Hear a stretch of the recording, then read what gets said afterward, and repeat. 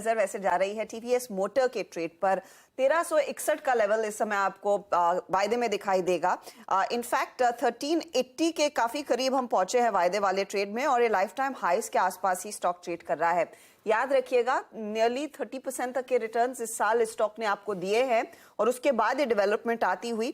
मैं इनफैक्ट वो brokerage report पढ़ रही थी जो बोफा बेसिकली कह रहा है कि इस पर्टिकुलर टीवीएस क्रेडिट में जो ये प्रेमजी इन्वेस्टमेंट का निवेश आ रहा है वो एक राहत की खबर है लार्जली टीवीएस मोटर के लिए, क्योंकि पिछले साल 500 करोड़ टीवीएस मोटर ने टीवीएस क्रेडिट में डाले थे। अब टीवीएस क्रेडिट खुद इन्वेस्टमेंट रेस कर रहा है तो टीवीएस मोटर को अतिरिक्त निवेश करने की जरूरत नहीं होगी।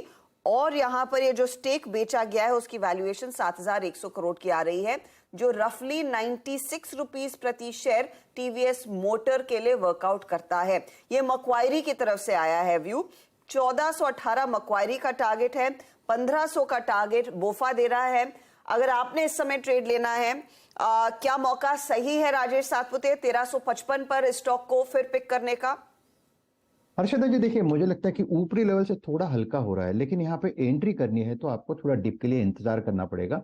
मेरे हिसाब से 1340 1350 ये जोन रहेगा जहां पे आपको एक डिप मिलेगा, क्योंकि अभी जो स्विंग हो रहा है वो ऊपर से नीचे का है।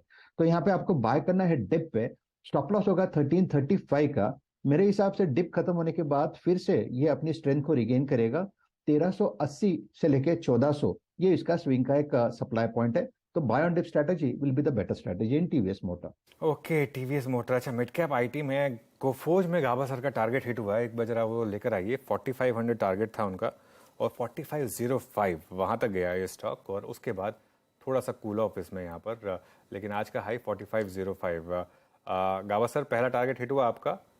पार्शियल प्रॉफिट बुक करें या फिर कैरी करें?